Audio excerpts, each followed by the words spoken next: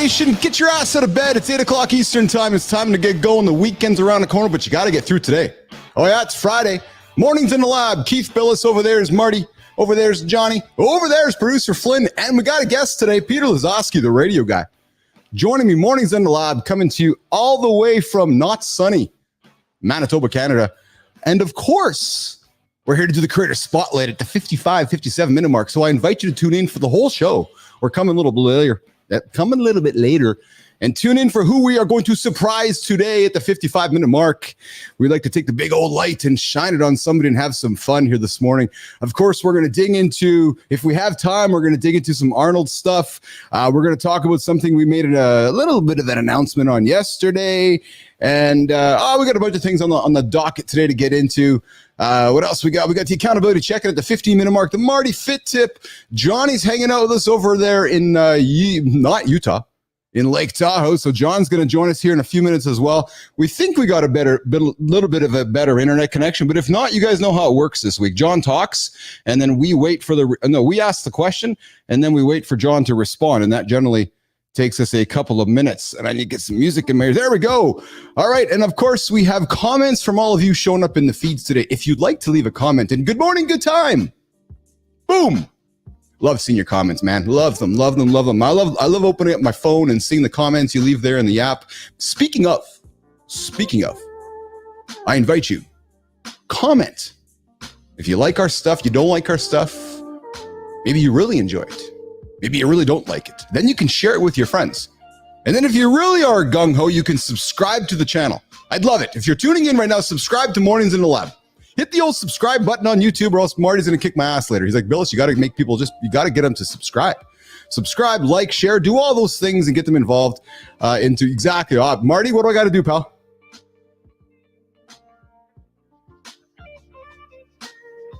With a friend.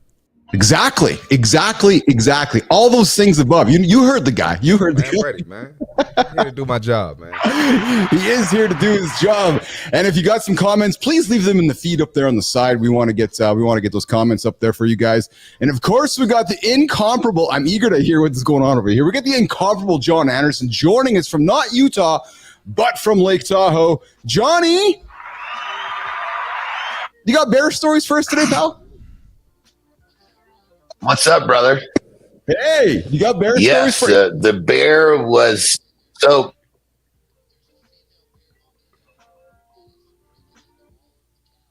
Basically, there's a female bear on the hill, and it was already this week. So I've been sleeping in the main part of the cabin. So when that son of a bitch comes to come in the front door, basically I can get up and I can make noise to scare the son of a bitch away.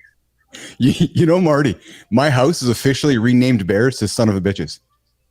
Yeah, we don't have bears in this house anymore. It's just, that son of a bitch over there. Oh, you mean the bear dad? Yeah. Oh, yeah. That's exactly what it is. So I saw some deer when I was there. I wonder if Johnny would rename deer something else because he's renamed the bear habitat in Tahoe the son of a bitch. So that's the new name of the bear in Lake Tahoe. Johnny. See, the bear, the deer don't break into your house and eat all of your food. And so when it comes down to it's if somebody, I don't give a damn if it's the bear or if it's somebody, the neighbor, somebody tries to break in my house, eat my food, I'm going to whoop your ass. It's that simple. It makes sense to me. I like it. Hey, team, we have somebody in the comments. I got to pull him up here. Marty, we took that big light of ours and we took it and we shined it on somebody earlier this week. We did, yeah. And he's in the comments? He's in the comments, yeah. So I think I'm going to Hold on, let me check this out. Yeah. So make sure the comment is good because we don't want any trolls. It's good. It's good. I know it's good. I know. Let's put him. Okay, he's good. I love the trolls. Because if we're talking smack, we're on the right track here at Mornings in the Lab with John Anderson and Marty Fit. Subscribe to the show. Click us in the buttons there, like it all, share it with friends. But hey, let's welcome Mark Chumachek to the lab this morning. Boom! What's up, Mark? Boom! Yes, Mark. Oh, I got something for Mark. Welcome to the show. Oh, yeah, I like that. There you go. So Mark Chumachek's joining us here. Great Friday morning from Wisconsin. No son of a bitch is here today, but he did steer some deer. So he just finished running for Mark. That's pretty impressive. Business Athlete Nation. That's You know, impressive. here in the lab, we build business athletes. We help you guys get your day started at 8 o'clock Eastern time. We help you move forward. We help you with habit stacking with Johnny Anderson. We help you with personal branding with Christina Flynn. We help you with those fitness lifestyle with Marty Fit. And of course, I'll give you some business tips and social media tips from my side of things. But Mark Chumachek, the guy's ran for 489 days straight. So that means he did it on Christmas and New Year's and didn't Marty, skip that. why would he do that? Like, don't people just take days off? Nah, he must be crazy or something. Like something must be wrong with him. Yeah. You're drinking the wrong Kool-Aid, man. You got to get out of here, pal. You got to take days He's off. weird. No, he's just weird. You're He's weird, man. Yeah, you're just drinking the wrong. Johnny, what's he doing, man? John, he's not taking any days off, John. He's going all the time, Johnny.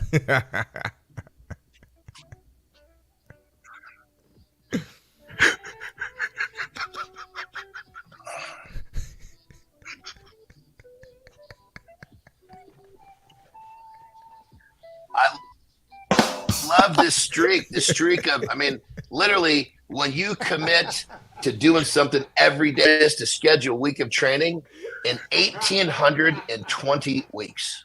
That's awesome. And John Anderson. I'm sorry, Keith. I know, Marty. John Anderson's coming to you on Monday after the Friday show with his responses being mailed in by the pigeon, which I love it. Good times coming in with get some bear. Yeah, Johnny, get some bear spray. Motion active. Oh, there you go. You can get a motion activated sprinkler and you can throw some bear spray into it and you can just spray them away, John Anderson. We got Real Deal joining us as well here. Oh, what do you got? That's way too high tech for me. Oh, yes. Good time. John keeps things simple. Have you not been around the show long enough? We got to hang a can of spray outside the door, and just when the bear knocks it, just the can opens up. That's John's array of technology there. And of course, we have Real Deal jumping in. Good morning, good morning, Real Deal. How was your lift yesterday, Real Deal? I know you jumped in and you headed on to the gym. Thank you for that. Thank you for checking in. That is awesome. What do you got going on in the gym today? I hope you got a lift going on today. Good time, Mark. Yes, there we go. Good time saluting you, Mark. That's awesome. And then Chumachek's hopping in with the yeah, dudes. Let's go. And guys, we're going to have Mark on the show in the coming weeks. He still hasn't figured out how to operate the Calendly link that I gave him, Marty. So here's the funny thing, Marty, that guests who aren't even on the show, we still throw them under the bus. So even though we celebrated the guy, I know we celebrated the guy. We gave. I said, hey, there's the key to the door. And I'm still waiting for him to walk in. So maybe Chumachek will show up. I don't know, Marty. I'm not sure. He might come. He might not. Who knows? He might just want to, be in comments. He might not want to be on the show and tell the story. That's perhaps. That doesn't make him a bad person. We're not saying he's a bad person. No, because he ran for 489 days straight. Yeah. Do you think he'll hit 500? I think he will. I think he will too. Yeah. So Chumachek, now that you've made this public statement, we got you accountable now. So you got to hold him accountable. We're going to be watching. We're going to have the Mark Chumachek streak on the show. So coming up in 3 years from now, Mark Chumachek's hitting the 1,538-day streak here in the lab. And I'm going to head over to the horizontal feed because I suspect there's somebody there waiting for us who I love welcoming all the time. Good morning, future. Yes. Good to have you here, pal. And you know what, Enzo, I got to be honest with you, pal. I went to bed last night stressing about you. Yeah. I was like, oh, man, I'm doing a poor job addressing Enzo in the horizontals there because I'm so focused on our vertical feeds and all that shit. But good to have you here, Enzo. Always fun to have you here in the lab. 9 minutes after the hour here. Pop it up the next 5 or 6 minutes with the accountability check-in. But before we do that, let's bring in Marty, Johnny. I was fortunate yesterday to sit in a personal branding session with somebody who we've been fortunate to invite into the lab here over the last week. And I got to tell you, man, this human's just brilliant. She sat back and commanded the classroom. People just tuned in, ears perked up, leaning in, asking questions. And Marty, Johnny, she just rattled them off. Boom, lead. Boom, lead. Boom, lead. She just led the group. So by the end of the session, I'm like, holy smokes, we are fortunate to have this human, Christina Flynn, hanging out with us here in the lab. There you go. Good job yesterday, producer Flynn, on that personal branding workshop you did yesterday for all those folks that showed up. Awesome freaking job. If you missed that, I invite you to go to Flynn's profile on LinkedIn. I believe it's there in yesterday's feed, but I invite you to check it out. She knows what she's talking about, or else she wouldn't be working with us. But check out what she's talking about, personal branding. She'll help you get to the next stage. go knock on Christina's door. But how you doing, Christina? Good. Still feeling good from yesterday. I'm a little shocked it took you to attend my workshop for you to see my value, but I'm glad that you attended then, because otherwise I'd still be looking at that. But, here we are. We're just moving ahead. That's awesome. And Chumachek's popping in with Marty, Christina, Johnny. We not only do we have somebody who might be doing his streak here, I somehow missed that. I'll be there in the lab soon. Now I need to find that calendar link. Yes, we're gonna have an awesome morning, gents. Mark, you too, pal. Congratulations on your run. Congratulations on the streak. That's what we love to see here in the lab. Keep it going, brother. That is spectacular. And Good Time.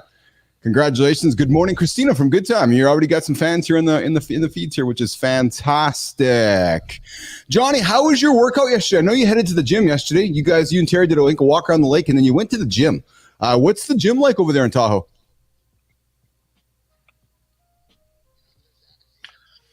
There's actually a number of gyms. So you think literally there's a few commercial gyms. So we basically just picked the one that has the most equipment. I've been going there for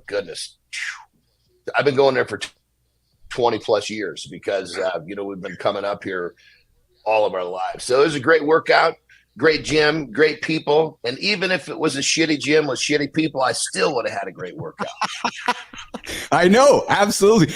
You strike me as somebody that will have a good workout wherever you are, because I know you can drop down and do push-ups or burpees wherever. And I think one of the greatest videos I have ever seen in my life, Business Athlete Nation, is one that I saw on Instagram, Marty, with John Anderson doing burpees. I didn't see that. Dude, that is a magnificent piece of art. I gotta see this. You have what are you, Johnny? 250, 260? Like I'm just, 270? Like it's just you got the Incredible Hulk doing burpees. 280 plus, brother. 280 plus. There you go. Yes. So sorry. Hey, don't disrespect him, Keith. I wasn't trying to I was just trying to. I was thinking he ain't 350. He's not like I was trying to get somewhere around the numbers. But Nation, you see a 280-pound bear doing burpees. That is magical. I invite you to check out the John Anderson's Instagram, because that is good times. That'll get grass going. Yes, Marty's like, I got to see this. Jimmy, we're going to do the accountability check-in in 2 minutes, and we're going to welcome Peter Lazoski into the lab. So, Peter, thanks for hanging tight, being patient with us. So, guys, Peter is all about making marketing human again. And as we move into a world of AI everywhere, AI, he's on a mission to help businesses reconnect with their audience by being authentic. Oh, there's that word. Relatable. Christina. Oh, and downright real. Yes. Lazoski's a relationship builder. That's what he does. He focuses on creating real customer relationships, not just sales. We all have been spammed by sales these days, just coming across everywhere. He's a relationship guy, and he's breaking the mold, challenging traditional marketing, help business stand out. And Peter, as you can see by our show, every single one of us on the show is breaking molds everywhere we go. And he's all about giving first, whether it's through the free partner program on his Relatable demo account. His philosophy is about getting and proving the value before asking for anything in return. Peter's drinking the Kool-Aid. Give. And then finally, maybe one day you ask. And of course, he's the creator of Relatable. He developed an app for building video connections with thousands at once. That's what Peter does here. And he's joining us here in a couple moments. Why don't we do that? And Good Time's coming in with Good Time. Explain burpees. Others may think it's something different. Marty, why don't you explain burpees? Because Anderson's on a little bit of a delay. So why don't you explain burpees to Good Time? Full body movement. Go down for a push up, stand up. Simple. Get down, get back up. Your chest needs to hit the ground and you get up. Burpee definitions through the eyes of Christopher Martin. Oh my goodness, that was good times. Johnny, did he good job explaining that?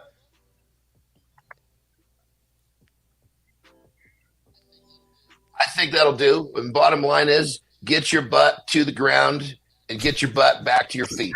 That's the burpee. That's the burpee. Oh my goodness. That's the burpee explanation here this morning in the lab. All right, Peter, we are going to bring you in just a moment. But before we do that, I can see Johnny squirming in the chair, and I'm going to do this because Jimmy's going to give me a heck if I don't. And I'm going to put this sound effect on. Yep. All right. Lazoski, you're coming up next, man. Get ready. Okay. No good time. The burpee has nothing to do with food. It's about getting your ass to the ground, as Anderson would say. All right. Hey, Business Athlete Nation, do you sometimes wonder if it's all worth it? You know, chasing the big, audacious goal. Of course it is. But only I will ask you, or only I will suggest to you, if those priorities are aligned. Your health, close relationships, that's your foundation. If you neglect them, you're going to fail hard before you reach that finish line. Because you know what? I've been there. Burnt out, disconnected, questioning everything. Looking around, wondering, what the hell am I doing? The moral of the story on this Friday, Business Athlete Nation, if you don't take care of your mind, your body, and the people around you, if you don't take care of those, success, that journey you're on, it's going to be a lonely, hollow victory. Your goals, they matter. Oh, I know they matter to you. But nation, Business Athlete Nation, how you get there is equally important. So I ask yourself today, what's the one priority you need to realign with? Look at me, hear me clearly as you get your day started. Go do it. That's your accountability check-in. We drop it every single day around the 15-minute mark here. Mornings in the lab, myself, Keith Billis, Marty Fit, John Anderson, producer Christina Flynn. And today we have a guest on the show. It is Peter Lazoski. What's going on, Peter Lazoski? How are you, pal? Doing great, buddy. How you doing? I'm awesome. Thank you very much. Producer Flynn, John Anderson, Marty Fit. We got the whole crew on the stage here welcoming Peter Lazoski in all the way from Peter. From Murrieta, California, up in wine country here, up in the mountains. There you go. The wine country. Johnny, you got a neighbor there for you, pal. Yeah. Yeah. But I see you got your San Diego State on. That's awesome, man.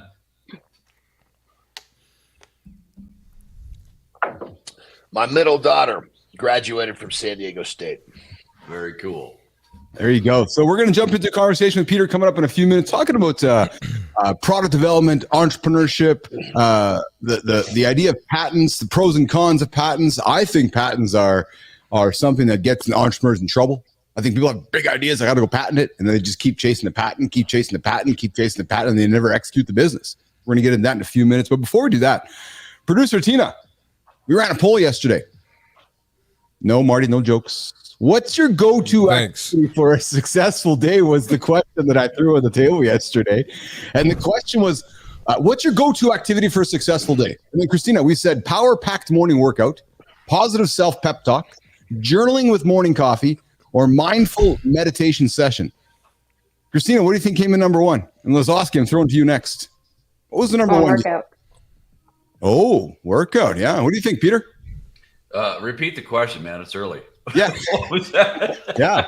Peter's still on his first cup there. So exactly, Marty. I was waiting for that.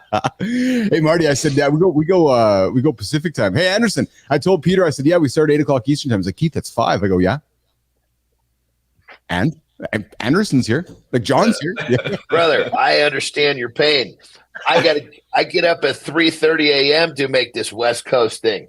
Oh boy. Yeah, I feel your pain, brother. There you go. So, Peter, the question was, what's your go-to activity for a successful day? And the answers were power-packed morning workout, positive self-talk, pep talk, journaling with morning coffee, or mindful meditation session. You know what I'll do? I'll combine exercising with meditation. That always brings me the best innovative ideas. There you go. Marty, what do you got, pal? Self-talk. Oh, self-talk. Yeah. So believe it or not, it was split amongst so nobody did journaling with morning coffee. Everybody was power pack workout, self-talk, meditation session. No, Johnny, nobody's listening to us, man. You're talking about journaling and writing down habits. There's nobody paying attention to the journaling part. What the hell? Nope.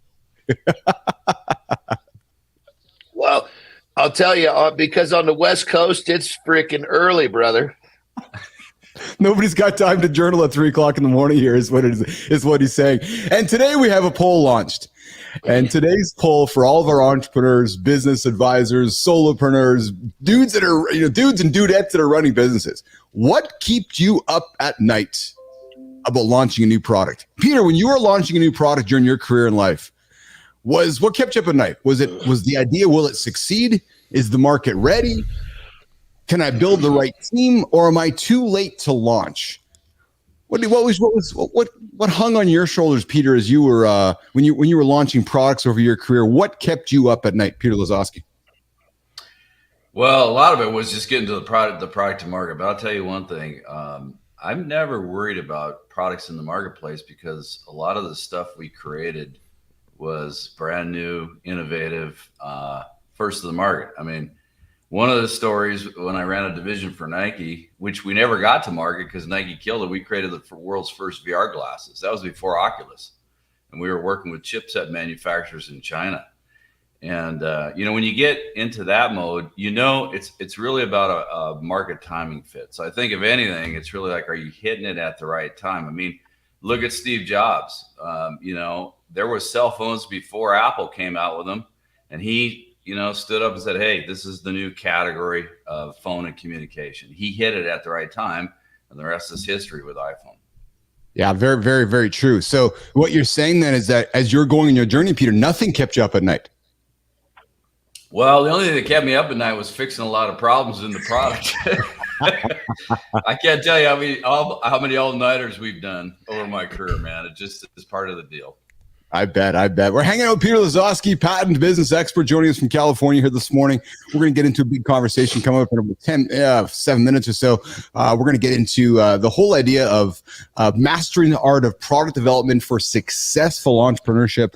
I got a conversation topic for you guys in a couple moments here. But before we do that, we're also going to get the Marty Fit tip of the day. Hey team, I found an article here that I want to talk about this morning. I know Anderson loves these ones. I know Marty these all go. Marty goes, oh my God, where we're gonna go with this one. So Peter, Christina, get ready. Peter, I got a great topic because I saw you on the show today. I was like, oh, you know what? I think this topic is great for all of us people on the show today. So, did you know that sex fasting can supercharge your relationship as experts reveal 3 benefits of less intimacy? Peter Lazoski. I tell you what, sex fasting makes for great innovation too.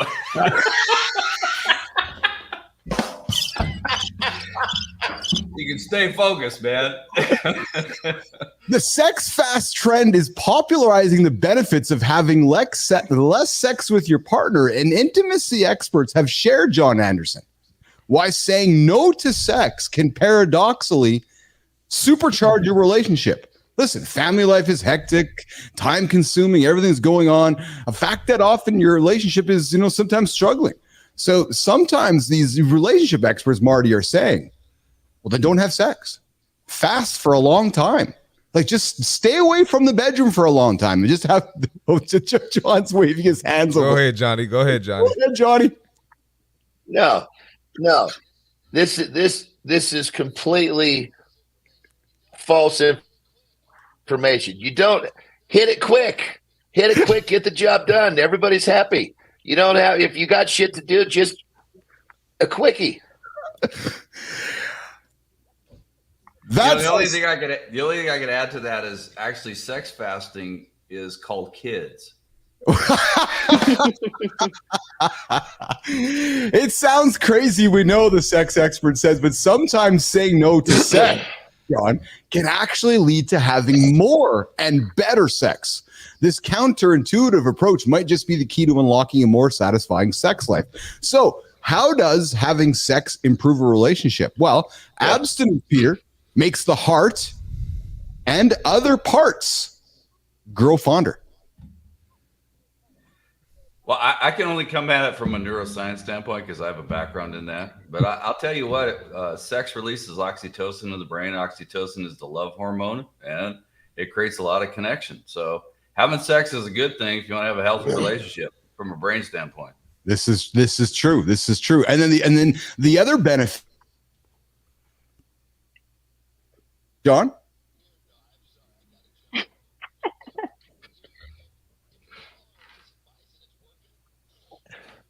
I'm sorry. I got to jump in here. If you're following this advice and it's working, you got to get your partner up to speed. It's partner related. If you two are on the same page, this should be nothing but a benefit to your life. Yes, I agree. And Good Times coming in with some comments. I knew this was going to get comments from the feed there, Marty. So Good Times coming in with some laughter. Oh, and Marty, Good Time is suggesting that's why I'm not getting things new done right now. So Good Times being distracted. And Lotus Flowers popping in with nope. What's the point of having Nope. significant other? See Marty Fit, where's your buzzer? You need it right now. And of course, Good Time is put it on the to-do list there, Johnny. Yeah, Johnny, you got to habit stack it. Is that John? So if we come to personal John Anderson coaching, is that part of the habit stacking list?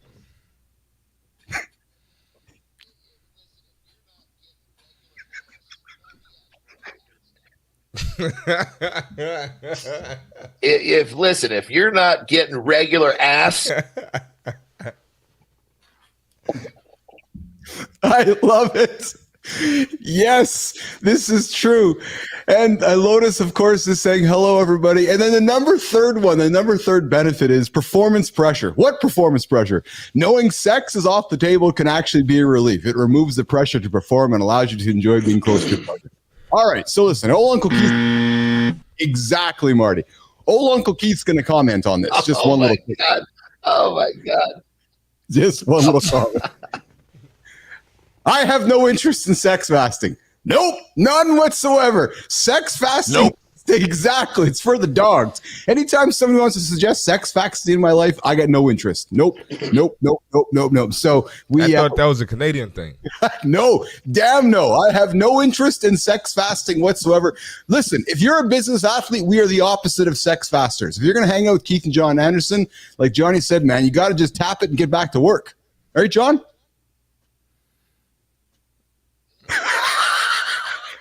Listen, if you're afraid of not performing properly, then you just need to practice more. And this fasting thing is not going to help you overcome your fear of performance. This is true. This is absolutely true. Adam's popping in with some comments here. Just want to jump in and say hello. One of those rare days for summers accompanied by sun and few clouds got me to these 50,000 joules of sunshine and recharge at battery. Have fun, guys. Good morning, Adam. We're talking sex fasting. Mornings in the lab with Keith C. Marty Fit, John Anderson, producer Flynn, guest Peter Lazoski, and of course our friend Adam. And we're going to get into the main topic here in about 3 minutes or so. Marty's going to come with the fit tip, but we're just leading into a topic about sex fasting. And Lotus, John's hilarious. He reminds me so much of my dad, an old school alpha male. Shout out to John. Yes, Lotus Flower, I'm with you. I enjoyed Anderson's journey since he's been Marty and I. John's awesome, and I got nothing more to say about that, man. I have been a huge fan of John since he's come to the show. I have a whole new level of life awareness when I get up, Marty. I'm like, okay, I got up this morning, my alarm. I'm like, I got to get going because Anderson's going to give me shit if I don't get going right now. And Adam's also coming. Reverse Uno's. Oh, there we go. Reverse Uno's perfect success life. And for the confusion of your, what the hell is this? I don't know. Reverse Uno. I think. Yeah, exactly. Adam, I think we need to have you on the show sometime. And of course, Lotus Flowers, a shout out in the shoe on the other foot. So, okay. So there's our topic today, guys. The moral of the story is that mornings in the lab here on Friday is that we do not believe in sex fasting. So if you want to be a business athlete, we don't talk sex fasting. We talk more sex. That's what we do. Less, Marty. John, what'd you say? Regular what? They need to be getting regular what? Ass. Business athletes, you need to be getting regular ass here on the show. Hey, Marty, this is the best Friday show for me to go to my big business meeting this afternoon. Yeah. Hey, Mr. Investor Partner, do you want to tune into my morning show today? Because it was a good one.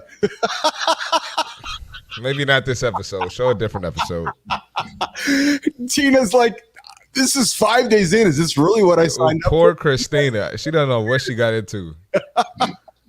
She's like, why did I say yes to this? Oh, I know. All right, bottom of the hour. It's 8:30 Eastern time. You're hanging out with Chris, Keith, John, Peter, And of course, Christina with a K here. Mornings in the Lab. Like the channel, subscribe to the channel, share with your friends. Come have some fun. Listen, we don't take ourselves too seriously. We get up to help you guys get your day started. That is our purpose, our mission here in the lab. So what we're going to do, Jimmy, is we're going to slow the pace down. We're going to bring up Marty Fit. He's going to give our nation something to think about from the fitness side of things. And then we're going to come back and have a discussion about kissing biceps with Marty Fit.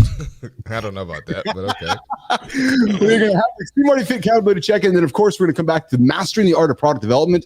And we're going to talk with Peter Lazoski and all of us. So let's do that. Let's do that, Jimmy. We're going to do this over here, that over there, that. Oops. All right, Marty, you're up, pal. All right, let's get it. We got the fitness tip for today. All right, when it comes to macronutrients, protein stands out as the most important. Here's why. Protein is the building block for everything in your body: muscles, bones, skin, and even your immune system. Unlike fats and carbs, which can be stored for later use, your body doesn't stockpile protein. That means you need a steady intake to keep everything running smoothly. Muscle repair and growth. After a tough workout, your muscles need protein to repair and grow. Without enough of it, all those hours in the gym won't pay off. All the sweat, all the energy is useless if you're not on top of your protein intake. Satiating. Protein keeps you feeling full longer than carbs or fats, which helps with weight management by reducing unnecessary snacking. Metabolism. Your body burns more calories digesting protein than it does with fats or carbs. This is called the thermic effect of food and is small but significant boost to your metabolism. Remember, protein isn't just for bodybuilders. It's essential for everyone, no matter your fitness goals. Make sure you're getting enough protein to keep your body performing at its best. Get your protein in. That's the fitness tip for today. Dropping every single day around the 30 somewhat minute mark here on the show. Peter Lazoski, John Anderson popping up there. Mark, that was a good one, man. Protein's the magical nutrient, isn't it? Oh yeah, absolutely. People sleep on it. People have no idea how important it is. So true. Because it's not always at the top of the bundle, is it? It's just like, I'll go pick the carbohydrate instead. Yeah, or the or people associate protein with protein shakes. Yes. I will tell you though, and Anderson, you weave yourself into every aspect of my life, it seems. So I go into the fridge last night, Marty, for a snack, and lovely wife Lauren there boiled up some hard-boiled eggs, and they're in the fridge. I like eggs. I know, Marty, you're not maybe the biggest fan. Yeah, baby. Yeah. I'm not an eggs guy. So I looked at the egg, Marty, and all I saw was John's head. Keith, eat this. Full protein. Eat it. So I was like, all right, I guess I better eat this egg. So I ate the egg. And Johnny, I felt strong today, man. I'm telling you, I got up this morning at 4:00 and you popped into my head again going, get up, habit stack. I'm like, okay, I got to get up. So Anderson, just weaving yourself through my life, pal.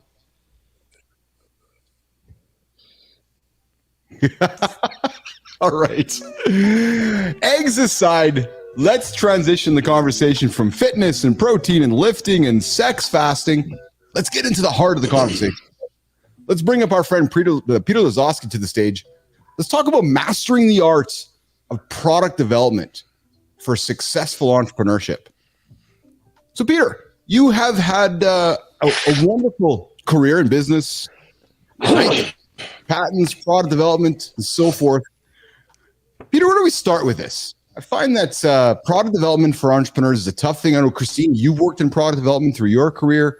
Let's dig into the idea of product development, Peter, and the pros and cons, the challenges, and understanding the market needs and building a strong foundation, identifying the real market around product development. Peter Lazoski. Yeah, I tell you, everything in the world of product development over the last few years, I've had to 180 my thinking on just about everything.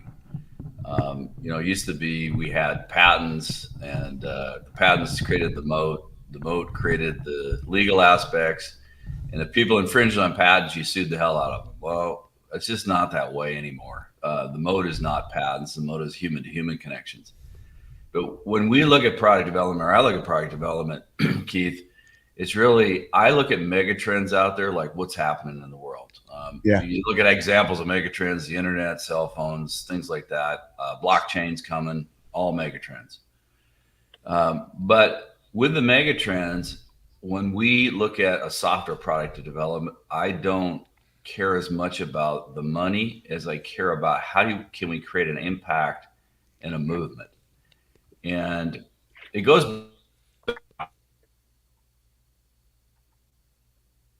native analogs and native digitals. We're native analogs. We brought the internet, and we brought all of the business models of radio and TV ads, and we plopped it right onto the internet. And then there's this group of native digitals, which are 35 and younger, and they're 51% of the global population. And they're rejecting email marketing, funnels, anything related to ads and passive videos. They're looking at things as far as interaction and community. And so knowing where that's all going, I wanted to make sure that we connected in a way and develop products that do human connection, that create interaction, and have a possibility to create a movement.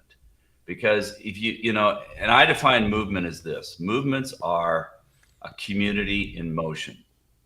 So if you look at, there's a lot of communities popping up. The key thing about communities, though, is, some of the more prevalent ones like Discord. If you look at a lot of the native digitals, they all live on Discord, right?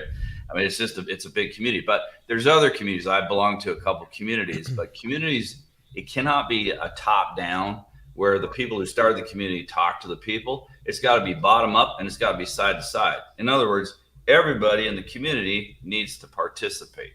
And so when you start getting that kind of momentum, and that's what we're building in with what we're doing, then you create that movement. Now, going over to the actual development of product, we start first with what's called category design.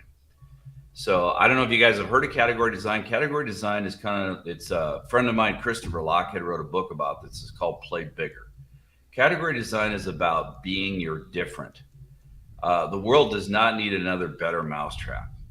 The world does not need better. We have too many choices as it is right now. So the category is, how do you create something different to become that category king or queen? You guys know category kings or queens: Uber, Airbnb, Google.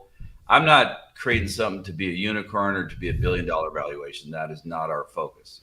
That's a side effect if it happens, but that's not what we're all about. But that category has to be something different. So for relatable, to give you an example, I looked across the marketplace and I said, well, okay, first of all, nowadays, as far as movements and trends and mega trends, everybody's watching or listening. In fact, the native digitals, they have this term called TLDR, too long didn't read. Nobody's reading anymore. We're all watching video like this in live or in other fashions, and we're listening, podcasts, audio, right?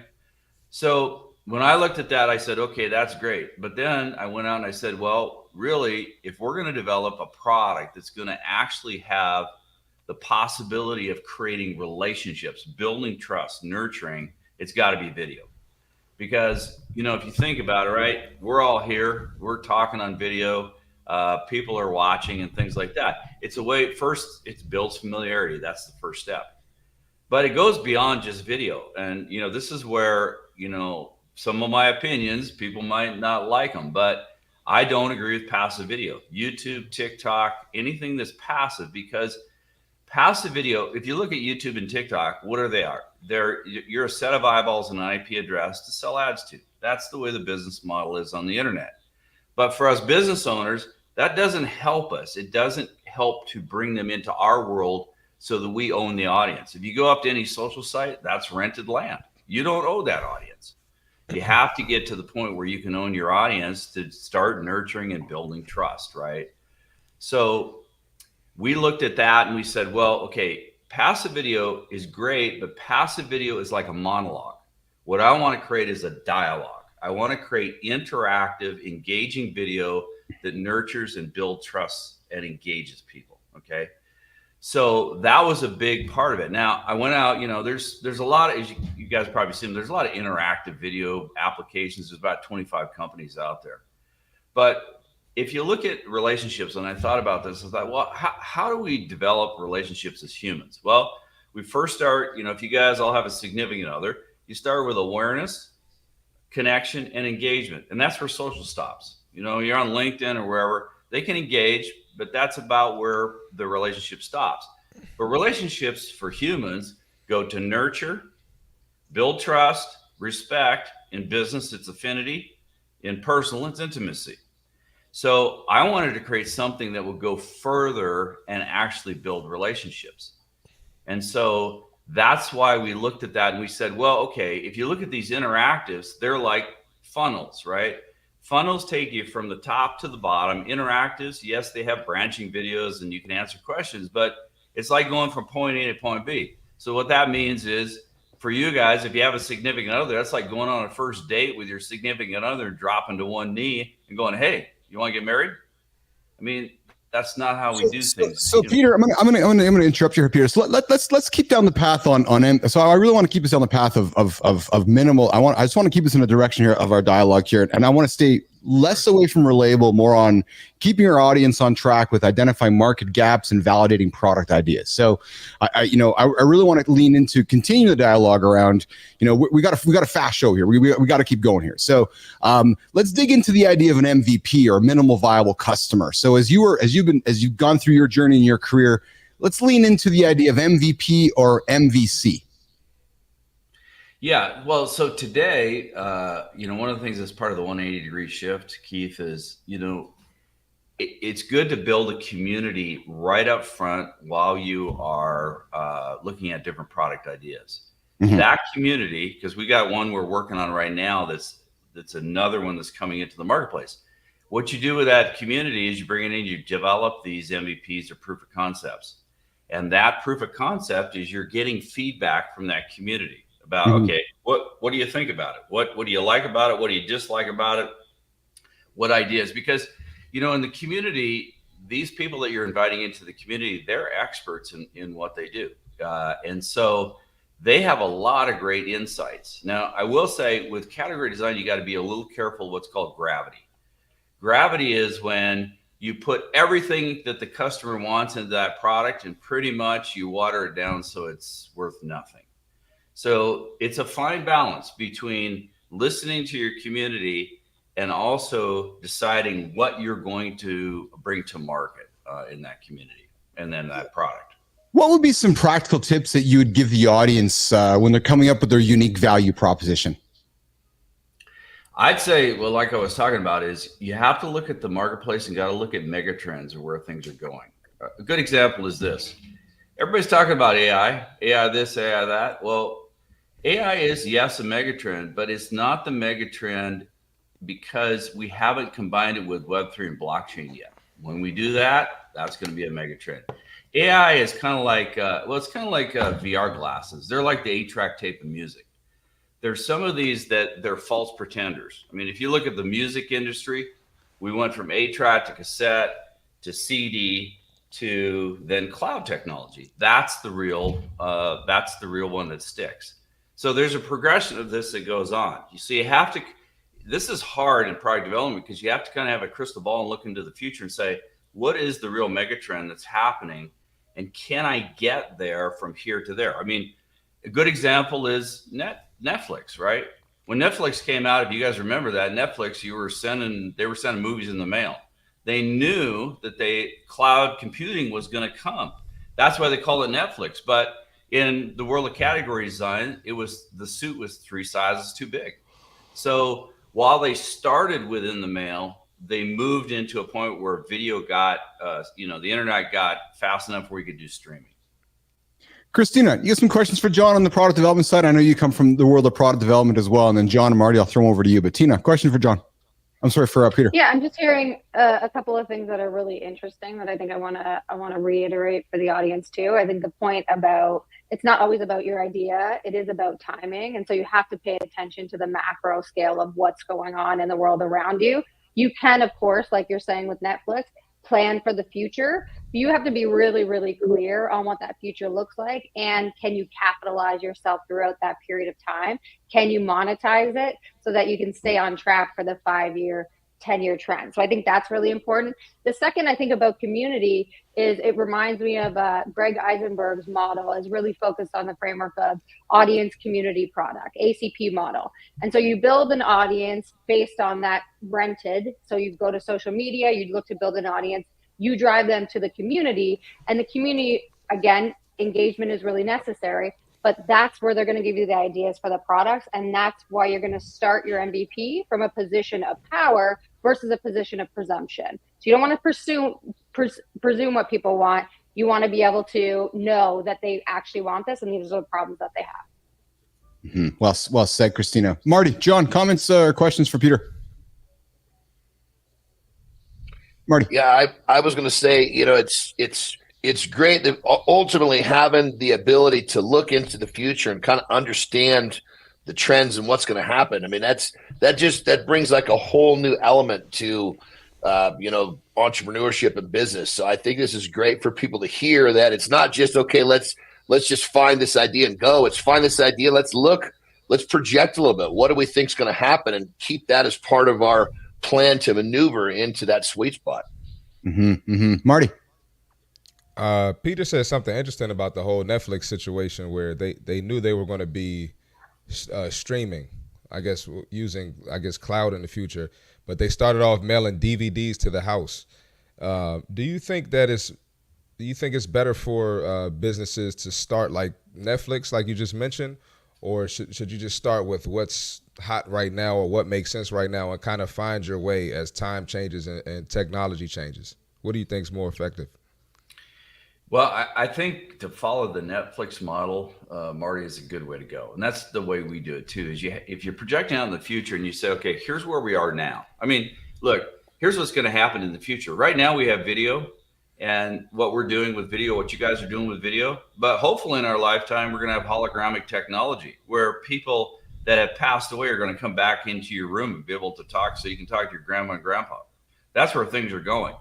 That's where we have, true technology. Now, you look at Meta and you look at all this stuff, they're nice things, but you have to see like, well, what could this really be? What is that end game? And you can't, obviously with hologramic, we can't get there now, but we can do things with what we have now and know that we, just like in the music industry, we can go from 8-track to cloud, know kind of what that progression is. Peter, talk about the struggle between the need to innovate when you're starting a business, building a product. Talk about the struggle between innovating as soon as possible, but also allowing time for creativity and exploration while you're developing to come up with the best solutions. In other words, moving towards, version 1, rapidly going towards version 1, to sticking on 1, going to 1.1, 1.2, 1.3. What's that struggle between drawing a line in the sand, innovating, getting something to market, and then getting to the next version? Talk about that struggle. Well, part of that is, Keith, is a strategy. If you have this longer term game in mind, you get to market and you look at, okay, knowing that this is where we want to go, here's what we're going to put to market as part of our MVP. We're doing that right now with, we've done that. We're in our, 4th revision with Relatable now. And when you get something out there, see, the thing is, I don't care, I really, think a lot of Steve Jobs, but you got to get stuff in people's hands, whether it's a digital format, physical format, so they can play with it. There's a big factor of play that people need to play with things, and they need to, kind of do something with it, and then they can give you feedback. And so you got to get to market to do that first, and then you iterate as you go. And you do have some clarity on product market fit, but getting feedback from people through that play factor will give you a lot of clarity on that product market fit. Yeah, and in Business Athlete Nation, if you've been paying attention to this show, you're actually seeing a product market fit. You are seeing the product strategy come to life right in front of you. I launched this show here back in March. Marty wasn't even around. You've been seeing the iteration. And, we have been very slowly, but we're very much waking up today where we know where our product market fit is. Mornings in the Lab is a product. You are watching it be born right in front of your eyes. It's coming to life in front of your eyes. This afternoon, I got a meeting with somebody who's like, hey, I'm interested in your product. I want to learn more about your product. And we're learning the comments. We're learning from the comments and the feeds. We're learning from the feedback from all of you how to modify and continue to develop this product. But there is that struggle of innovating. But the point is somebody asked me last week, Christina, on the show, hey, Keith, from the day you decided to start the show to when you started, how long did it take? I said 24 hours. We went. And then it was just innovating on the go, allowing that time for creativity and exploration to come up along the way here. So listen, you're tuning in to 51 minutes of the hour here. Mornings in the Lab with Keith, John, Marty, Christina, and our guest, Peter Lazoski. We're talking about mastering the art of product development for successful entrepreneurship. We're going to drop in here in a couple of minutes with the Creator Spotlight. But I want to start the conversation on the pros and cons of patenting. Peter, people build a product. I got to get it patented. And then it's this whole, they first of all, the humans, I got the greatest idea. I've invented the new mousetrap. Or I've invented the next light bulb. And then immediately they're sitting in their house and somewhere in the world, and they're all excited because they have the next greatest idea. And the first thing they think of is, I got to get a patent for it. And to your point, traditionally, patents protect everything. But from my experience, patents become the trap to not execute because they're constantly chasing the patent. And the only person benefiting from the patent is the lawyers. Let's get into, before we break for the Creator Spotlight, let's start talking about the pros and cons of patenting your idea, Peter Lazoski. And you tease it at the beginning here where the strategy has changed in 2024. But let's start talking about the pros and cons of patenting an idea. Peter Lazoski. Well, that's where a lot of my view has changed on patents. We used to do patents all the time, whether it's hardware or software. But these days, technology is moving so fast and there's so many companies. By the time you get a patent and by the time you want to protect it, somebody's figured out how to get around it and they're going to come after you. If you have a great idea and a great product to market, that's just the way it's going to be. So we don't look at patenting anymore. We look at how do we create fast and innovate fast and get to market fast and keep updating fast and then, like I said, your moat has changed from the patent to the people. And look at it this way, guys. Here's a good example. You guys know Microsoft Office, right? It's been around for how many years? 20, 25 years? Do you know they make $500 million a month on Microsoft Office when you could go to Google or you can go to Open Apache and get it for free? Why? Because they built in a familiarity. They built in a basically kind of a quasi community with Microsoft Office. And that's why people keep using it at $9.99 a month. Mm-hmm. Mm-hmm. Interesting. Continue with that. Leave it there for a second. Well, so I guess the point I'm making is, patents are great. I got a few to my name, but the thing is, if you look at the way the world is today, and I know a lot of SaaS founders that I hang out with, we're not really concerned about getting patents. We're more concerned about creating that connection with other people that want to, here's the thing, in a software world, now I've done hardware, firmware, but in my software company, there's three things. Number one, it's got to be intuitive.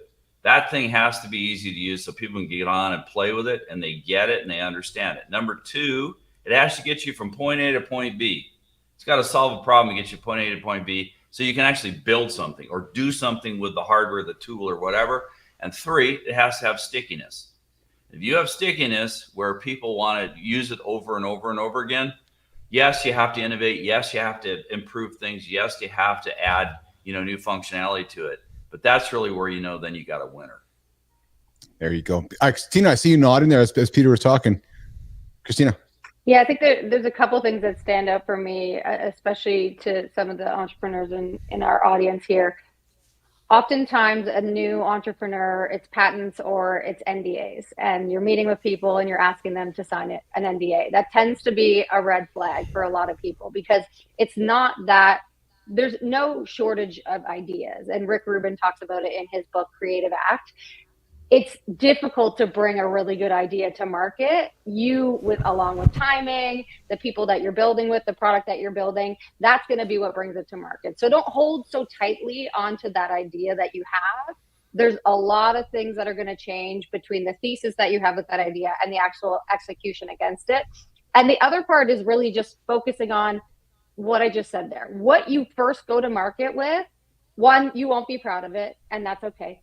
They say if you're proud of the first product that you actually put in market, you waited too long to release it. No, it's going to be shit, and that's okay. And know that your initial idea is likely not where the product will end up. It's going to change and iterate, so don't hold too tightly onto it, because you want to allow for that flexibility. You want to allow for the space for your community to tell you what they want versus what you think they want. That's awesome. Christina Flynn here, producer Flynn, dropping Rick Rubin quotes, one of the greatest producers of all time. And if y'all don't know who Rick Rubin is, you don't belong on our show. Nope, you don't, actually, because I would know. Exactly. Or just go look him up and figure him out and then come back to us. Okay, so Flynn's like, say you can come back. And maybe I drew a little bit of a hard line around that. But Christina, I ran into Rick Rubin in the Miami airport a few years ago. I'm sitting there waiting for my flight. I see this dude walk out there, his shorts, his long beard, his hair, and his flip-flops. And I look up and I'm like, dude, Rick Rubin. He looks at me, smiles, he waves, or shook his hand. And I'm like this nerd little school kid. And he's like, you know who I am? I'm like, fuck yeah, I know who you are, dude. You're one of the greatest producers of all time, man. Like, come on. Let's put some Beasties on. Let's put some Metallica on. Let's put some Eminem on. Oh, did I just talk about three of the greatest artists of all time? Metallica, Beastie Boys, Marshall Mathers, Rick Rubin. There you go. Enough said. Hey, coming up right now, Creator Spotlight. In a minute, we're going to nominate somebody, put them on the stage. But we are talking with Peter Lazoski, producer Flynn, John Anderson, Keith Billis, Marty Fit, Mornings in the Lab. We drop 8 o'clock Eastern time right here on YouTube, LinkedIn, X, across all the platforms. And we are talking product development. And right now we're leaning into the reality of patents and common pitfalls in product development with Christina Flynn as well as Peter Lazoski. But guys, let's take the light, Marty. Let's take the light. Did Peter nominate this person? Peter did not nominate this person. No, I wasn't that organized with Peter this morning. So, and Uncle Keith will take the fault on that one here. So, Peter was, I got this thing organized. It was early in the morning and I'm like, you know what? I got to get this on the stage here. So, but I did do, Marty, is I did lean into what I did tease before the show started. Got you. So I'm gonna. I was curious. I didn't know if it. Yeah. Typically, I get the guests to go, but Peter, I was a little bit late with getting organized, and it was early, and you were probably still sleeping when I was working out. I was like, you know what? I'm gonna put this person on stage here, and this person was asking for it. So I'm like, all right, we're gonna surprise this person. So, Business Athlete Nation, this time of the show, what we like to do is we like to take the big old light and shine it on somebody, and celebrate them and celebrate the work they're doing and the content they're creating on LinkedIn. So. Today, we are going to take the light and shine it on Mr. Jeffrey Roche. Hey, Roche, ask and you shall receive, my friend. Surprise, surprise. Boom. Jeffrey reached out this morning on my feed and said, hey, how do I become a nominated creator sponsor? All joking aside, we like to find awesome human beings that are putting great content out on the feed and bring them up to the show and celebrate them. And truthfully, Jeffrey knocked on my door and he's like, hey, how do I get on the show? And I was like, well, usually we nominate people, but today we're going to have some fun with you, Jeffrey Roche, and I am going to put you on stage and celebrate you. So who's Jeffrey Roche? He's a son of a nurse, Marty, leading with heart and purpose, inspiring and equipping leaders in the eds and med space. He's a workforce transformation specialist, Johnny, North American director, Siemens Healthineers, top leadership voice, and a doctoral student. Jeff leads organizations towards unprecedented growth by embedding a culture of belonging, community, and purpose-driven transformation. But I'll tell you what I really liked about Jeffrey when I leaned into Jeff as I got to know him this morning, getting the show ready, was that he's a heart leader. He leads with genuine connection, purposeful change. His mission is to lead with heart, blending empathy with innovation. And I know how much we like to stand on those words here, Marty. We love the word of empathy. We think it's the superpower for business athletes. So as I got to know Jeffrey through his About, he leads organizations towards unprecedented growth by embedding a culture of empathy, resilience, and purpose-driven transformation that transcends those traditional boundaries. Together, he helps organizations achieve milestones with that visionary approach that paves the way for sustainable success. What I also like that he said, because this is what we're here about on the show, guys, is that he's seeking conversation and professional collaboration with trendsetters, Peter, disruptors, and executives open to embracing change and solutions in healthcare. I took some reading here about Jeffrey. He's a great thought leader in the healthcare space. He's asking great questions. He's leading from a space of empathy. He's leading with heart. I could not invite you enough to go check out Jeffrey Roche. He is our creator spotlight here at Mornings in the Lab. And I love this, a post he made recently, Christina. To love oneself is the beginning of a lifelong romance. So I would encourage you to check out Jeffrey Roche, Mornings in the Lab, Creator Spotlight, this morning here in the lab.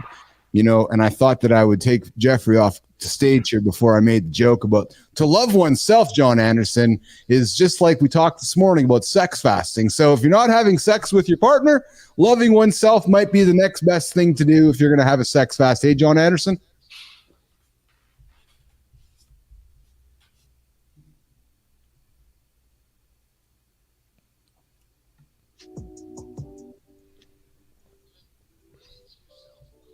Bottom line is, don't sex fast, whether it's with yourself or your partner. Sex is healthy.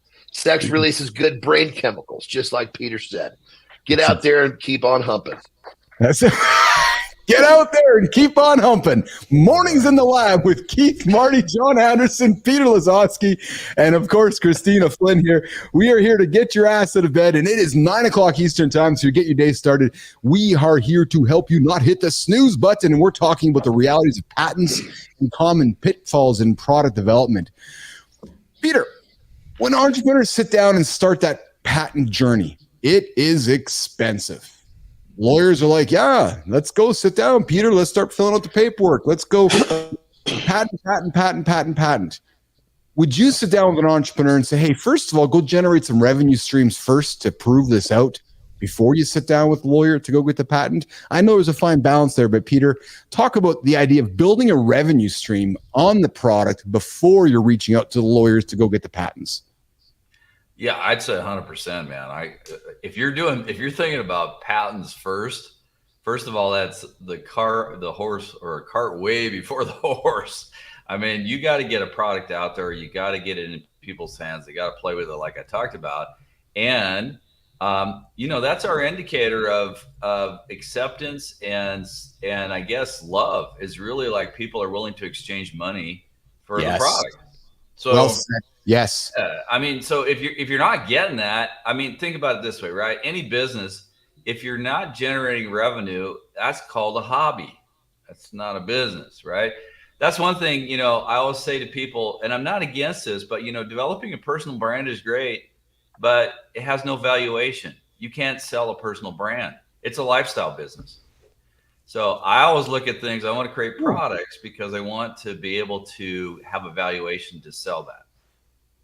Oh, I love now that we have a little bit of interesting POV on the table here, because I don't know if I fully agree with you, Peter. No, this is great. So here's what I mean by that.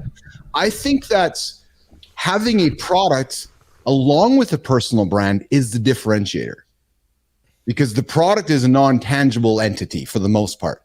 But you take a product, let's use Christina, for example. She's been around product development her life. So you take a product Christina's developed along with her personal brand.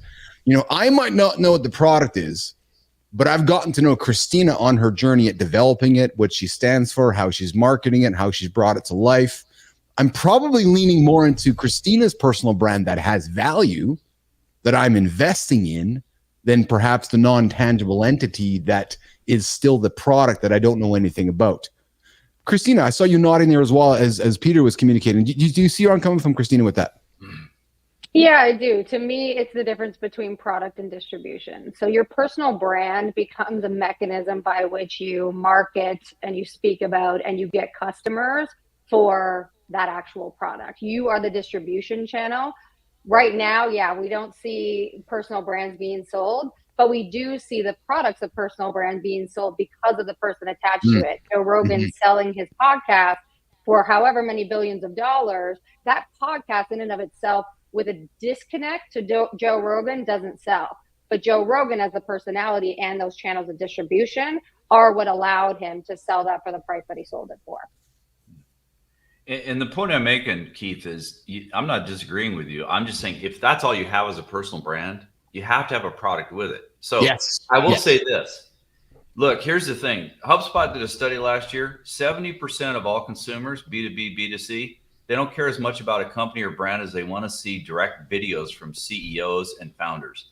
They want to have people who, I don't care whether you're a solopreneur or you're a Fortune 500 CEO, you better get out there and develop a personal brand. That's the way it is these days in this world. Now you have products with it, but you got to be out there. Yes, you're absolutely right, Peter. You're bang on, man. You're absolutely correct. You're absolutely correct with that.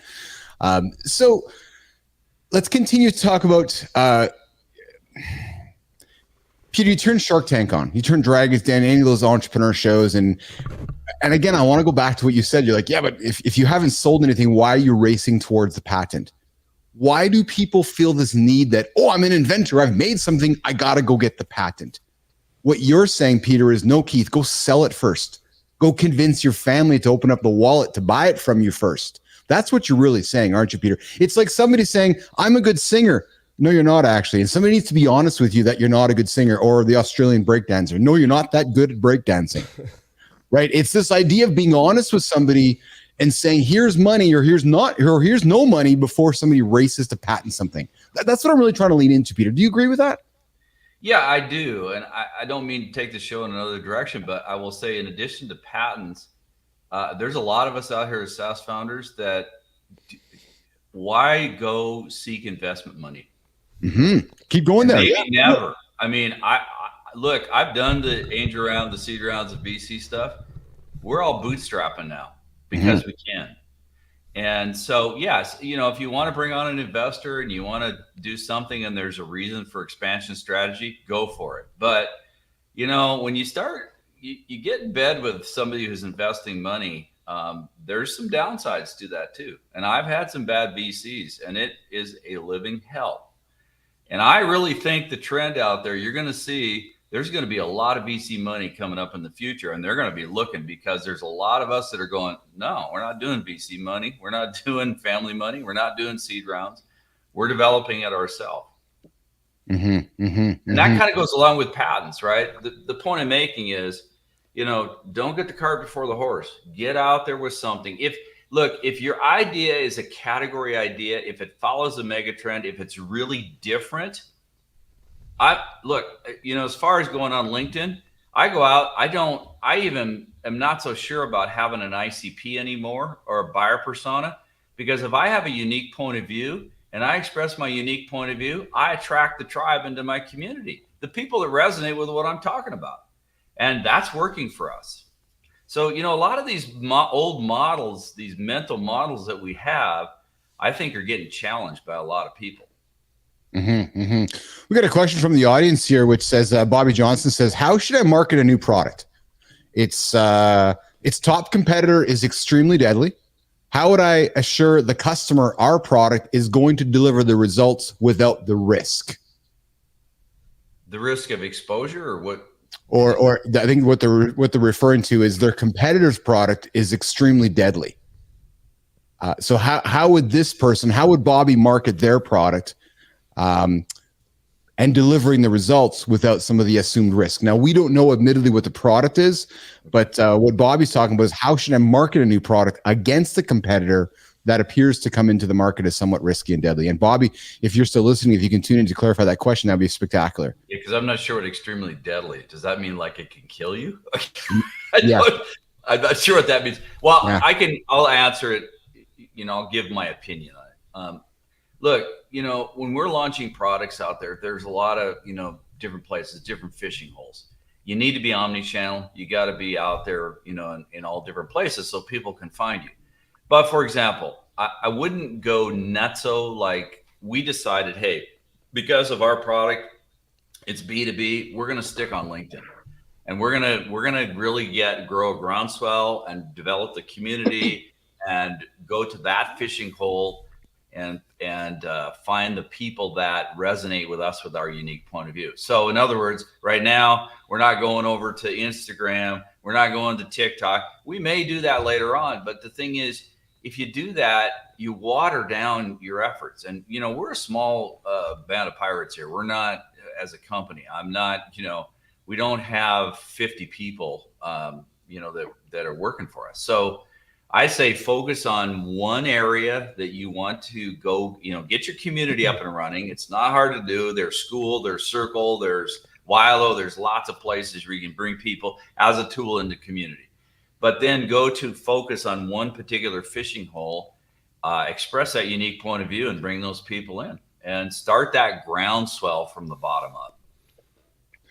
Talk about using trade secrets and first mover advantages, like the alternative to patenting and protecting your product. So let's look at the contrarian side of things. So challenging some conventional wisdom, which is, okay, we're not going to patent. We're going to think about first mover advantage. We're going to get into the market quick. How can trade secrets protect competitive edge without the costs of patents? Peter? Well, a trade secret is another form of patent. I mean, if you're going to do that, but again, the problem with these things is that people are pretty smart out there, and the people that are going to want to compete with you, they're going to look at that and go, okay, here's where the holes are. We're just going to move around it and move forward. So, it's kind of like a bucket that has a few holes in it. The water's going to start leaking. Mm-hmm. So I don't, I'm not so concerned about the trade secrets or anything like that. Here's the thing. If you look at, the product adoption curve, you got 3% innovators, 14% early adopters, and then there's the chasm to jump to early Main Street. So in every product, like the one we're doing right now, if you go see my posts, I tell people right now, I say, we're not for everybody. We're looking for innovators and early adopters. Those people that see the vision, the risk takers, they want to go play with this thing and they want to have that first mover advantage. And those people exist out there. The laggards in the marketplace, they're going to look at our thing and go, it's not validated. I'm never going to use that. Well, it's like, that's fine. You're not a fit for us. And we're not a fit for them. Mm-hmm, mm-hmm. What about the myth of perfect timing? Launching early versus waiting for perfection. I know we're big believers here in the lab of just getting started. Let's go. Marty, let's go. Let's get to the gym. Johnny's like, let's go. Let's get to the gym. Let's, habit stacking. Boom, boom, boom, boom, boom. Right? Talk about launching early versus waiting for perfection. The myth of perfect timing. Yesterday, actually, I'll lead into what I did yesterday. We've been working on some things here in the lab, and I didn't wait to build a website. I didn't wait to talk to Christina or John or Marty. I just wrote something up and published it and said, hey guys, here's on the market. And they're like, what? Like, oh yeah, we're off to the market. We're selling this now, right? This myth of perfect timing, Peter. Lean into that with me. The myth of timing basically is self-esteem you have personally. Mm-hmm. That's the way I look at it, because if you're not confident in your abilities and the vision you see for the future, no matter what you're doing, the book, The Art of War, right? The journey starts of 1,000 steps starts with the first one. And you just got to get out there and you got to do it. I can't tell you. I mean, in our company, we don't have failure. We say you win or you learn. And as long as that learning isn't catastrophic and submarine you, then keep on going. I define failure as people who quit when they still have passion in their heart. Because what happens when you do that and you fail, you have regret. And I learned from my father before he passed away, don't have regrets. Yes. Yeah, exactly. Right. You just got to go. Right. And we've all been around. Everybody on this show has been around to see successful companies that launched good enough products.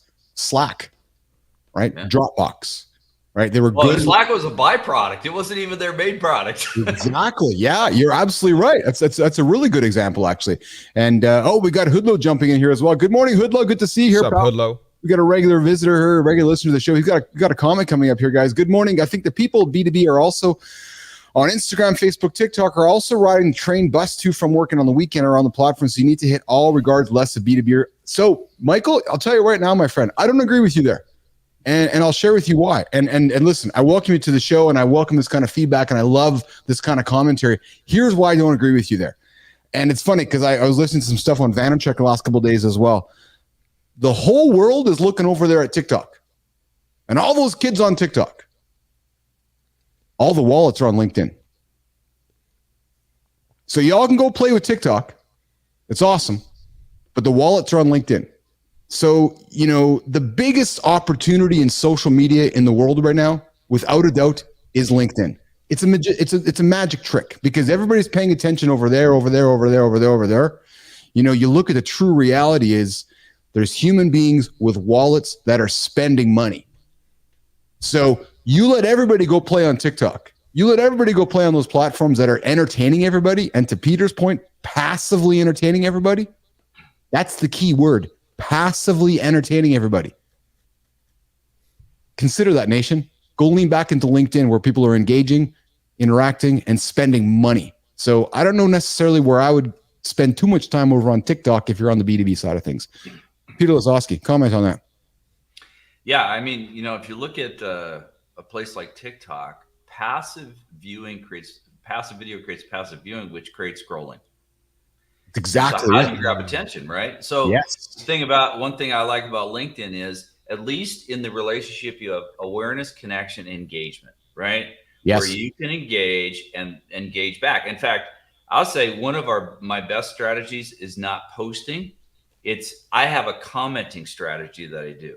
And I have gotten a lot of people connected to me because of that commenting strategy, right? Yes. So it's about getting your content out here. Your format here is live. My format is, you know, using relatable videos and posting. But everybody has their different format. But the key thing is like I said, you got to get away from monologue and you got to go to dialogue, because dialogue is where relationships happen. Oh, I like that. It's a great quote. Conversations, right, Peter? I love that as well. Yeah, and I know, Hoodlo, you're not saying don't do LinkedIn. I hear you, pal. Listen, we're about having great dialogue here. I love you, buddy. If you're looking for the greatest CRM expert in the world, go talk to Hoodlo here. And he's over there in Florida. He'll help your business out with your CRM opportunities, Michael Hoodlo. And of course, I know you're not saying do it all. I'm absolutely well, I don't know if it is all about doing it all. It's about picking your place and being really an expert in there. And I love what Lazoski just said. It's about having a conversation. And if you're going to a place that's passive, you're not going to have a conversation there. And what I think a lot of people are misunderstanding about the power of the LinkedIn feed is that as it goes across your feed, you know, whether you're looking at an ad or whether you're looking at an image or whether you're looking at a post, it's very indiscreet. The LinkedIn feed does a really wonderful job of intermixing the two. So I would say that the idea of spending time in the different feeds is certainly a benefit along the way here. So we are talking patents, product development with Peter Lazoski, and so forth. Peter, as we're wrapping up our chat today around product developments, what would be some strategies or techniques you would give Business Athlete Nation to take away from our discussion today? They're starting a product, they're an entrepreneur, they're ready to get going. What's the first thing they got to do? Get revenue first? Is that the obvious thing they want to do?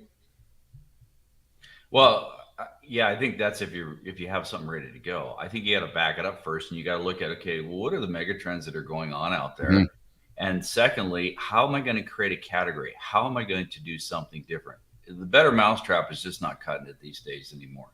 So it's like, what is your different that you can create, and then getting to that, you know, that proof of concept as fast as possible. Get that community going, get feedback on it, and then it's an iteration test and iteration game to get to a point where people go, okay, hit it, product market fit. I mean, you brought up Slack. Mm-hmm. That's a perfect example of that. You know, it is. You're absolutely right. What did they sell? 28 billion to Salesforce. I mean, you know, years later, and that's why a company like mine exists. Look, from my engineering career, I got a bunch of buddies that are top level executives over at Microsoft. Those companies, the big corporations, I'm sorry, but they can't innovate as fast as we can. They're bureaucratic, they're slow, they do too many meetings. We exist to build innovation to sell off to those companies. That's our strategy at iProlio. Yeah. Peter, lean into intellectual property over patents and this idea of building IP. Well, yeah, IP is really, that's a good point, Keith, because I look at it as I'm not so focused on patents. I'm focused more on intellectual property, which I define as different, mm-hmm. right? So, because here's the thing. Here's what you guys know, right? When people are buying, if they're looking at things and they're going, well, I got this product here, I got this product here, I got this product here, I got this service, this service, this service. All things being equal, what happens? It's a race to the bottom on price. Mm-hmm. You're a commodity, right? So don't be a commodity. That's all I'm saying is if you're going to do something and you really want to get into the product game, the service game, you know, that's why I tell people when I talk to them, you know, on LinkedIn and things like that, and I have a lot of chats with a lot of business owners, I go, look, you're a fractional. There are hundreds of thousands of other fractionals. There's hundreds of thousands of other copywriters. There's hundreds of thousands of other SaaS companies like mine. So how are you going to stand out? How are you going to be different in that sea of noise that's even on LinkedIn, right? You got to cut through the noise. And how do you, Peter? You do it with your unique point of view. You do it with your category. Because here's the thing. You're out there and look, I'm posting and things like that. People are finding my stuff, not just my first connections, my second, third plus. And I have people popping up that, look, here's the thing. Never be part of the status quo. That's the other thing I will say. Yes. Because if you are part of the status quo, you are a rule follower and you are going to be a commodity like all the rest of the other people. So I say, look, if you're going to do this, don't be part of the status quo. Be smart enough to develop your own framework so that other people can follow it. So for example, I'll give you an example I do. So if you look at posts on LinkedIn, what is the status quo? We do a post and we comment.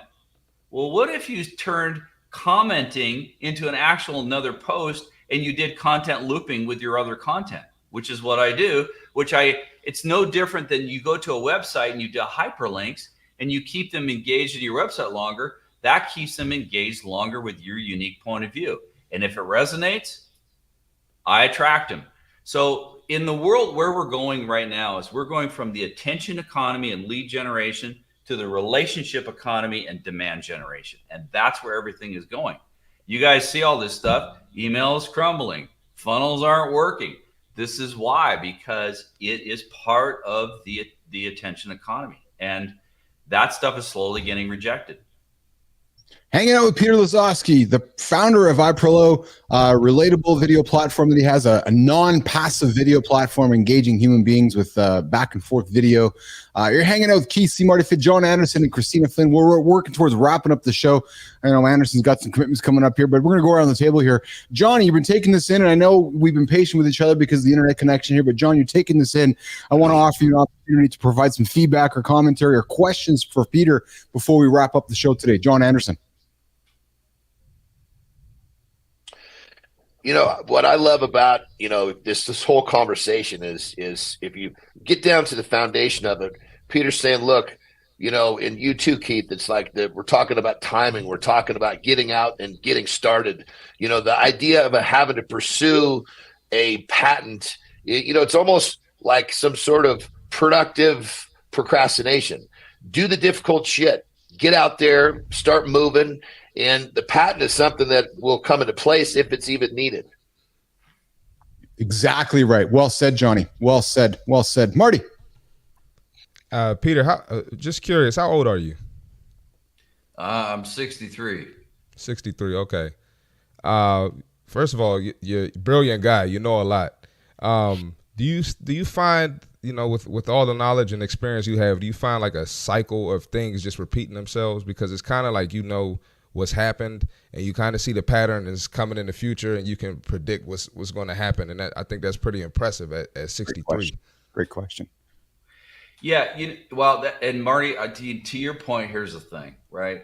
You got all these technologies. I can make a case for actually that artificial intelligence is going to drive even more human to human connection, because there are things in this world that are timeless. There's one phrase that we always talk about in our marketing, and that is people do business with people they like, know, and trust. That is never going to change. I don't care how much AI you have, how much technology you have in the world. As long as we have humans, they're on this earth, that's how things are going to happen. So it has to be, everything we do has to be human centric. And that's, I guess, how I'd answer the question that you gave to me. I agree with you, Peter. And I think that's what we're seeing with the success with this show here, Peter, is that, you know, as the world becomes more artificial, I'll use the word, we see more humans leaning into this live conversation. Like, oh, I can go have a live chat with John Anderson. Oh, I can go hang out with Keith right now or hang out with Marty. And we're seeing it in the numbers. We're seeing it every single day with the engagement, the numbers, the viewers. Humans, Peter, are craving this human connection. So I'm with you, pal. I want to add too, even with you two disagreeing or you just disagreeing with Hudlow, the human connection and just the human interaction. I think that's different than watching a recorded session, you know? No, you're absolutely right. And I love Michael Hudlow. And I'm a big fan of Peter Lazoski, but I'm a huge fan of having a dialogue. Just because we don't maybe agree on the color of the sun doesn't mean we have a conversation about it, right? I know Peter's got a great business. He's a great human being. Hudlow's been doing some great work in the CRM space. Just because we have different points of view doesn't mean we can't have a conversation. So I'm with you there, Marty. And that's what we're trying to do on the show, right? Is welcome different points of view, have discussion, have debate. Peter's been around a few years younger than I have been, or a few years younger than Anderson's been. So it's like, okay, let's lean into some of the things he has to say because he's got some knowledge that we want to lean into, right? So even if we don't agree, Nation, let's come and have a conversation here because that's what we're trying to do. Peter, some great stuff, man. And JT is, yes, I'm going to leave that there. Christina, let's come to you before we throw to Peter for the final words here because I know Johnny's got to go as well. Christina, what are you taking out of the chat today with Peter Lazoski? I think it's really just a matter of the perfection point, right? Like if you're looking to build a product, it's not going to be perfect. It'll never be perfect. It won't end up the way that you start with it.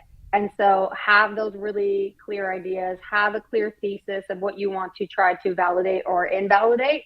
But the important part is get it into market before it's perfect, before you define it as perfect or anyone else does.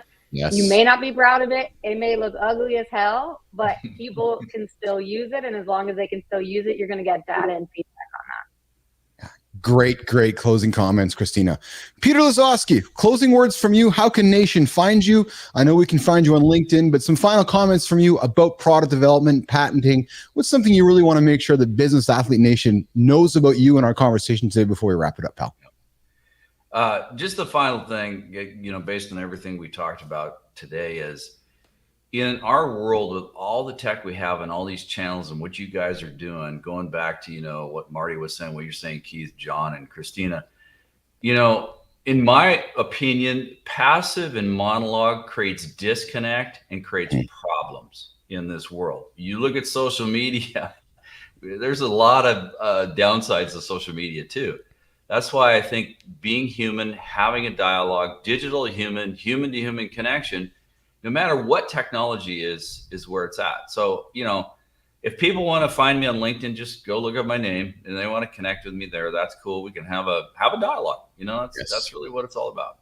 Yeah, it's really about having a dialogue. And that's what we do here in the Morning Nation. Mornings in the Lab, Keith Billis, Marty Fit, John Anderson, and producer Christina Flynn. We go Monday to Friday, 8 o'clock Eastern time. Like the show, comment on the show, subscribe to the show, share it with your friends. All those things that you need to do to keep us going every single week. We're going to be back here on Monday with some more conversations at the table. Peter, you can find Peter on LinkedIn. Relatable. Is it relatable.io, Peter, or relatable.com? It's home.relatable.pro is our website. There you go. Home.relatable.pro will find the product that Peter Lazoski's created, a SaaS company there. Great interactive video product that is not passive. So I invite you to check that out. Peter, will you come back and hang out with us again, my friend?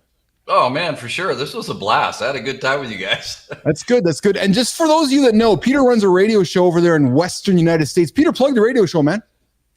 Yeah, it's a show I've had for 16 years. It's Home Matters. It's a home lifestyle show. I kind of do it as a tribute to my dad. He passed away in 2002. But the whole background, just real quick, is I grew up building houses. I know all the trades. He taught me how to do all that stuff. So that's what it's about. That's awesome. All right, so Peter, I'm going to put you in the green room for a quick second. I'm going to hang out with my team here and say goodbye, and then we're going to come back and walk you out, okay? Sounds good. Hang tight, pal. All right, so there goes Peter Lazoski. We got him in the green room, Marty. Jimmy, let's put Peter back there. Boom, okay. Christina, Jimmy, Marty, Johnny, the week's wrapping up. It's been a good week. Flynn, how's your first week been on the crew? A journey. I did not know what to expect, and I still don't really know what I got, but I had a lot of fun, so I'm excited. Good. Awesome. Well, we're glad to have you here. I've enjoyed your input and I've enjoyed your feedback and looking forward to doing more with you. And those, we're gonna be leaning into more with Christina Flynn next week, talking about her role and so forth. So I invite you to check in next week. Johnny, I know you got a rock and roll, pal. What do you got on the agenda? What you got on the agenda today, bud? Oh man, we're gonna let me get me unmuted. Oop, there we go. Going to the gym, gonna go enjoy the woods, because being in nature is like, it's good for the soul. It's like a recharge of the battery. So we are enjoying our time up here. We're gonna be here for one more week. So Marty, that means you got one more week of knowing that I can't get by. You can take your shot at me and I can't get back at you. So you got one more week to enjoy this, because when I get back to where I'm real time, look out, baby. Look out. I know he's going to get me back. John's going to get me back. Marty, that Monday, two Mondays from now, man, I don't know. I know. You and me both. I'm like, okay, I'm gonna buy a bulletproof vest for that day, Marty. I'll send one to you too. Please. Marty, what do you got going on today, pal? I got leg day. Nice. We got a podcast later. Nice. Do some laundry. Do some work. Awesome. Busy day. Busy Friday. Go find C. Marty's podcast on YouTube later today. Go find C. Marty Fit. Got an awesome, entertaining, fun podcast. I invite you guys to check that out. Flynn, what you got going on today? I'm prepping for my baby girl's birthday party tomorrow. She's turning 5, and we got a bunch of people coming, so it's in the prep. That's awesome. Awesome. Yeah. Happy birthday, Bray, right? Mm-hmm. Yeah. Happy birthday, Bray. Awesome. Happy birthday, Bray. Happy birthday, kid. You have yourself a good weekend. Nation, have a great weekend.